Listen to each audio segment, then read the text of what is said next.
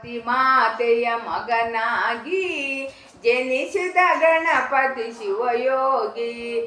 ಶಿವಪ್ಪ ಬಂದನು ಮನೆ ಕಡೆಗೆ, ಗಣಪ ತಡೆದನು ಹೊಸಿಲೊರಗೆ. ಚೋಟು ದಯಲೆ ಪರ ನೀನ್ಯಾರೋ, ಯಾರದರೇನಂತೆ ಹೊರಗೆ ನಿಲ್ಲೋ. ಮಾತಿಗೆ ಮಾತನು ಬೆಳೆಸಿದನು, ಗಗನದಿ ಮಳೆಯನ್ನು ಸುರಿಸಿದನು.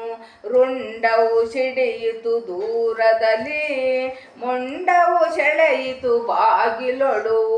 ಜಳಕವ ಮಾಡಿದ ಪಾರ್ವತಿಯು ಅಯ್ಯೋ ಎಂದು ಚೀರಿದಳು.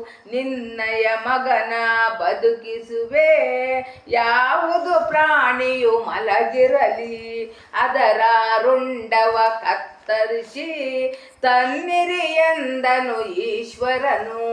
ತಂದರು ಆನೆಯ ಮುಖವಾಗಿ, ಇಡಿರಿ ಪಾರ್ವತಿ ಪಾಪನಿಗೆ.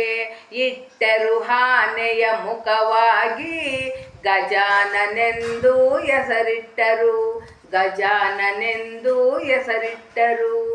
ಗಜಾನನೆಂದು ಹೆಸರಿಟ್ಟರು.